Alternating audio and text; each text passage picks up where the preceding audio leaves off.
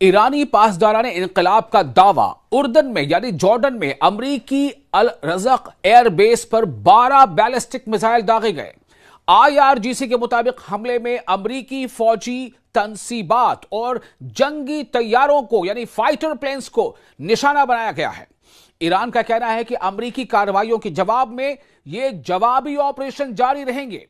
ایران کی اسلامی انقلابی گارڈ کور یعنی IRGC نے دعویٰ کیا ہے کہ اس نے جارڈن میں واقع امریکی زیر استعمال الازرق ایئر بیس پر 12 بیلسٹک میزائل داغے ہیں۔ جی ہاں، 12 میزائل، وہ بھی بیلسٹک۔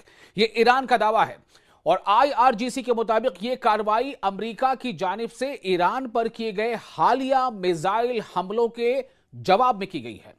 IRGC نے اپنے بیان میں کہا ہے کہ اس کی ایرو اسپیس فورس نے امریکی فوج کے اہم اہداف کو نشانہ بنایا، جن میں جنگی طیارے یعنی فائٹر جیٹس اور کمانڈ اینڈ کنٹرول سینٹر شامل تھے۔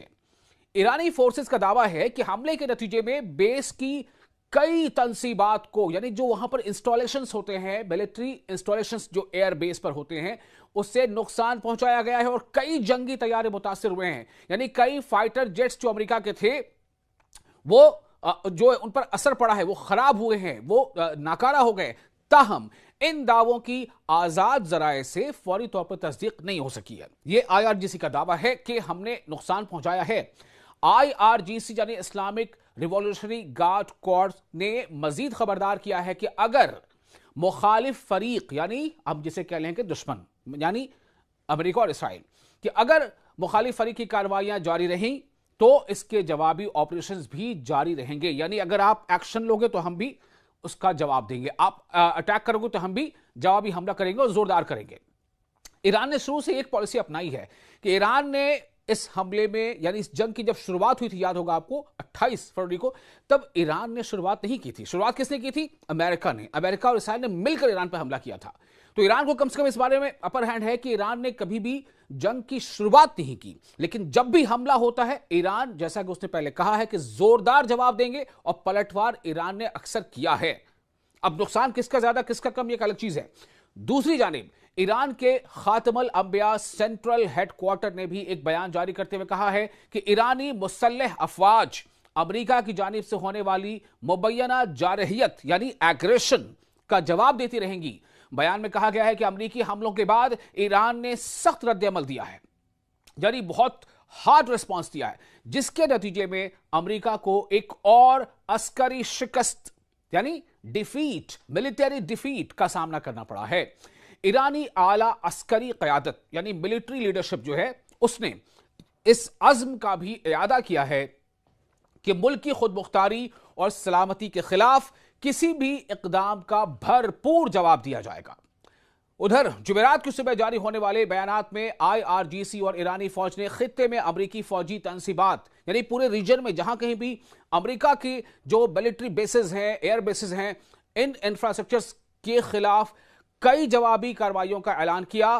ان کارروائیوں میں بحرین میں موجود امریکی فوجی اثاثوں کو بھی ہدف بنانے کا دعویٰ کیا گیا ہے، یعنی ٹارگٹ کرنے کا۔ IRGC کے مطابق اس کی ایرو اسپیس فورس اور بحریہ کسے کہتے ہیں؟ نیوی کو، ٹھیک ہے نا، نو سینا، بحریہ نے 2 مرحلوں میں آپریشن انجام دیا، جس کا مقصد ان حملوں کا جواب دینا تھا جو ایرانی ساحلی تنصیبات، سروس یونٹس، قانون نافذ کرنے والے مراکز اور بندر عباس ایئرپورٹ کے اطراف کیے گئے تھے۔ ان سب کے علاوہ ایرانی فوج کے شعبہ تعلقات عامہ یعنی پبلک ریلیشن ڈپارٹمنٹ جو ہے اس نے دعویٰ کیا ہے کہ بحرین میں امریکی 5th فلیٹ کے ہیڈ کوارٹر کو ایک ڈرون آپریشن میں نشانہ بنایا گیا۔ یہ تمام پیش رفت ایسے وقت میں سامنے آئی ہے جب ایران کا کہنا ہے کہ امریکی صدر ڈونلڈ ٹرمپ نے گزشتہ رات ایران کے خلاف نئی فوجی کارروائی کا حکم دیا۔